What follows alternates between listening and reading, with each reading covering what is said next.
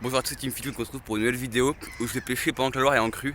Donc vous voyez que c'est vraiment la crue quoi, l'eau dépasse du chemin. Donc on va essayer au pain, on a vu qu'il y avait du gros poisson qui gobait. Là il y a un ragonaf, je sais pas si vous voyez. Il y a plein de ragonafs sur le ponton. Donc on va voir ce qui marche, j'espère qu'on va faire du gros chêne, pourquoi pas de la brème, de la carpe, et puis voilà, bonne vidéo. Donc voilà, on se retrouve au bord de l'eau. Donc au départ c'était un peu galère avec les ragonafs parce que vous allez voir qu'ils ne voulaient pas nous laisser le poste tranquille, donc j'ai essayé de le faire fuir pour avoir la place de pêcher. Voilà, donc j'ai commencé à faire quelques lancers, mais les touches se faisaient rares, je prenais pas de poisson, je loupais surtout. Et puis voilà, d'un coup, le bouchon coule, je vais faire, et là, je suis persuadé d'être accroché. Donc je sens un truc qui est lourd, qui vient pas, comme un caillou, une grosse algue. Et dans ma tête, je suis accroché. Et j'essaie de me décrocher par tous les moyens, donc je fais la technique de l'arbalète, je tire doucement. Voilà, je pensais vraiment pas que j'avais un poisson, sauf qu'en fait j'avais un très gros poisson qui était collé au fond. Et là je m'en rends compte, parce que le frein commence à se dérouler d'un coup, bizarrement. Et je peux pas le freiner. Donc le moulinier se déroule, je perds des dizaines et des dizaines de fils quoi. Le poisson met un rush de l'espace et je peux rien faire. Je me rends compte que c'est vraiment un très très gros poisson qui commence à prendre le courant en plus et qui se dirige en direction du ponton qu'on voit là-bas à gauche. Et je peux rien faire quoi. Je suis impuissant.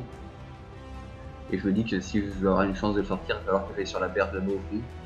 Donc je commence à passer par-dessus les arbres pour aller l'accoster plus loin. Mais je me rends compte que je peux pas, je suis bloqué par les arbres. Donc je fais demi-tour. Et voilà, je me dis que le combat va se faire ici. Et là, je sens qu'il y a un moment de mou où le poisson commence un peu à s'arrêter. Et j'en profite, du coup. Je me dis, ah bah c'est le moment. Je gratte centimètre par centimètre. Je fais travailler la canne, donc la canne est pliée. J'avais d'ailleurs peur qu'elle pète. Parce que bon, c'est une petite canne quand même. Même si j'avais du bon fil au bout, j'étais en hameçon numéro 1. Donc du fil relativement gros. Et pourtant, le poisson me le déroulait, mais comme du fil à gardon.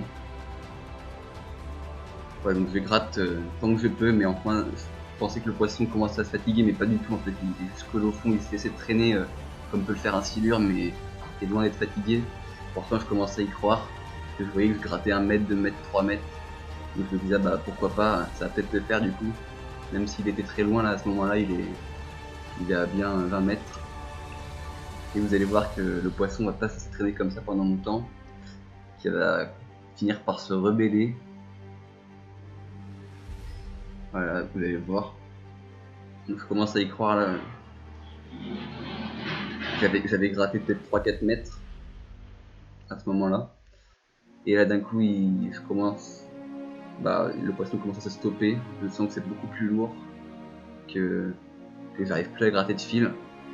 Et le poisson va commencer à mettre un rush. À ce moment-là, il tire, il repart sous le ponton.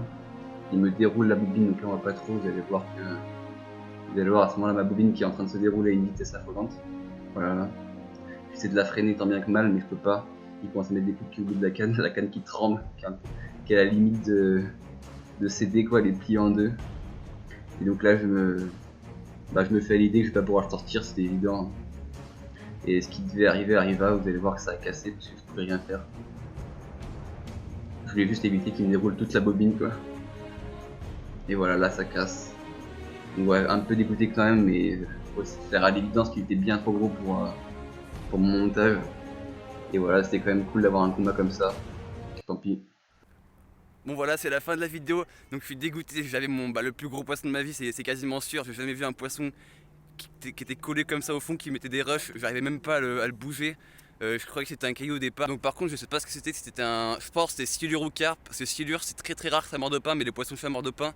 Et ça arrive, c'est très rare mais ça arrive, donc comme on est en crue, les silures viennent au bord, donc pourquoi pas un silure de 1m20, 1m30, enfin voilà. Ou alors c'était une carpe de 15-20 kg mais monstrueuse parce que impossible à décoller.